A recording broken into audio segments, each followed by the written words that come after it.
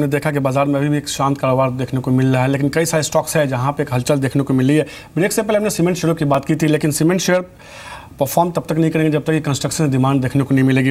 और बीते कुछ दिनों में देखिए इंफ्रा और कंस्ट्रक्शन स्टॉक्स में एक अच्छी रैली देखने को मिली है।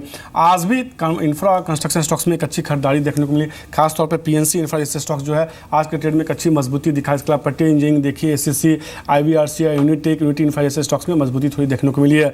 जीबीके के पावर इंफ्रा में भी थोड़ी मजबूती देखने को मिली। आज राकेश दो ट्रेंड देखने को मिला, एक तो कंस्ट्रक्शन इंफ्रा में तेजी है, दूसरा ये कि वैसी कंपनियां जिनके ऊपर कर्ज का बोझ बहुत ज़्यादा है, खासतौर पर एससीसी जैसे स्टॉक्स देखिए, जीबीके पावर जैसे स्टॉक्स देखिए, वहाँ एक अच्छी मजबूती देखने को मिली है। खासतौर पे इन दो हिस्सों में बांट के अगर देखें, कंस्ट्रक्शन इंफ्रा में छोटी कंपनियों में कोई शेयर ऐसा है जो आपको लगता है कि थोड़ा बेहतर रिटर्न दे सकता है, और जो हेवी डेट वाली कंपनियां जिसमें आज तेजी देखने को मिली है, मुझे लगता है कि इस तेजी पर आप निकलने की सलाह देंगे? देखिए, मैं निकलने की सलाह तो नहीं दूंगा, स्टॉक ऑलरेडी बीटन डाउन है, बट साथ में खरीदने की भी राय नहीं दूंगा। स्पेसिफिकली जो कंपनीज हाई डेट वाली कंपनी है, दूसरी कंस्ट्रक्शन कंपनीज हैं जहां पे डेट नहीं है, वहां पर चीज़ क्लियर है, वहां पर स्टॉक स्पेसिफिक होकर बाइंग की जा सकती है। कोई शेयर आप इसमें पसंद करेंगे क्या? देखिए, इसमें पीएनसी इंफ्राटेक का टेक्निकल स्ट्रक्चर अच्छा लगता है। अगर इन्हीं स्पेस में जाना तो फिर L&T की तरफ देखना चाहिए, बट एज ऑफ नाउ हमारा कोई बाइंग कॉल नहीं है स्पेस के ऊपर। मेरा ऐसा मानना है सितंबर सीरीज में ओवरवेट होकर हाउसिंग फाइनेंस सेक्टर पे नज़र रखनी चाहिए, वहाँ पे बाइंग करनी चाहिए।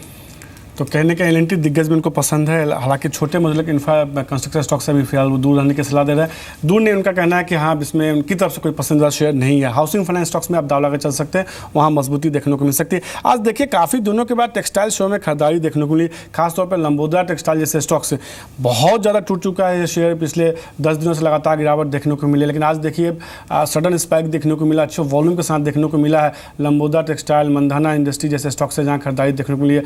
RSWM जैसे स्टॉक्स, हालांकि रेवेंट अब लाल निशान में आ गया। आपको लगता है कि टेक्सटाइल शेयरों पे अभी दाव लगाना चाहिए?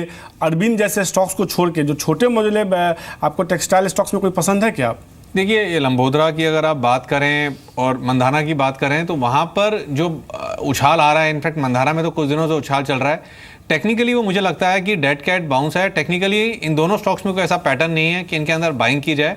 अगर छोटे मझोले टेक्सटाइल स्टॉक्स में जाना है तो वर्धमान एक्रेलिक एक प्रिफर्ड बेट रहेगा, जहां टेक्निकल स्ट्रक्चर काफ़ी अच्छा है, टेक्निकली कंफर्ट भी है। नीचे में 37 रुपये बेस लगता है और शॉर्ट टर्म में मुझे लगता है 46 के लेवल्स ऊपर में देखने को मिल सकते हैं। तो वर्धमान एक्रेलिक शेयर जो है इनको पसंद है। राकेश को उनको लगता है कि आप 37 के आसपास का स्टॉपर्स लगा के चल सकते हैं, 46 रुपये तक का लक्ष्य देखने को मिल सकता है। आज भी शेयर में करीब 6% के आसपास की मजबूती देखने को मिल रही है। आज पेपर शेयर में देखिए फिर से वापस खरीदारी देखने को मिल रही है, और कुछ एक पेपर स्टॉक्स आज के ट्रेड में देखिए दिन के ऊपरी स्तर के आसपास कारोबार कर रहे हैं। ओरिएंट पेपर 18-19% की मजबूती, बेल्ट, सीएसआई पेपर, हुतुमा PPPL जैसे स्टॉक्स हैं जहां मजबूती। जेके पेपर में भी एक अच्छी खरीदारी देखने को मिली है। पेपर स्टॉक्स में जिस तरह की तेजी देखने को मिली है और वॉल्यूम भी हम ठीक ठाक अब देख रहे हैं, क्या आपको लगता है कि पेपर शेयर जिनके पास है वो होल्ड भी करे और कुछ नई खरीदारी कर सकते हैं?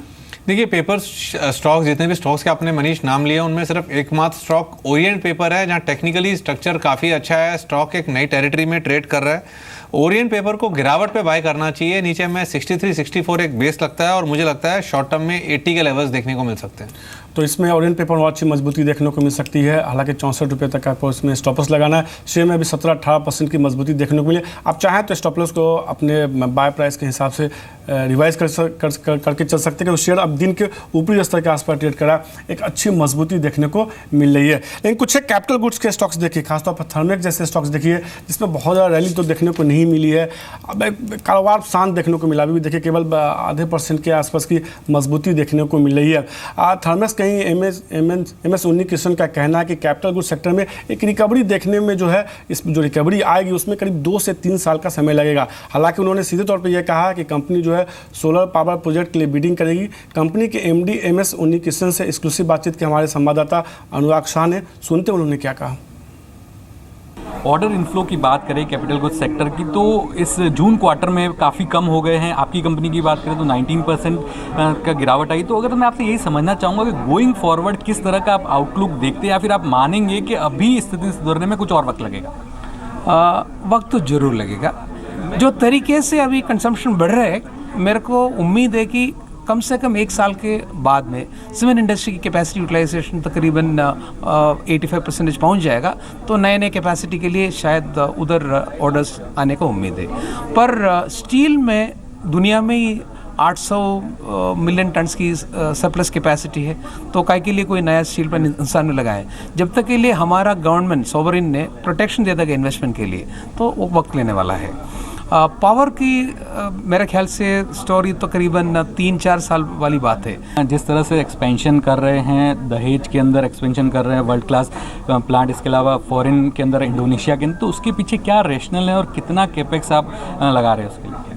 ऐसे हमारा कंपनी का तकरीबन 65 to 70%, 65 से 70% तक प्रोजेक्ट्स ऑर्डर से ही है। बट प्रोजेक्ट्स में ऊंचा भी होता है, गिरावट भी होता है, तो उसके लिए वॉलेटिलिटी ज़्यादा रहता है। तो कंपनी का स्मूथनेस के लिए हमने ये सोचा है कि प्रोडक्ट बिजनेस और सर्विसेज के लिए इन्वेस्टमेंट किया जाए। तो अभी जो दहेज में आपको दिखाई देता है वो सिर्फ केमिकल फैक्ट्री है, तो स्टडी है, उसमें कभी नीचे कभी आया नहीं।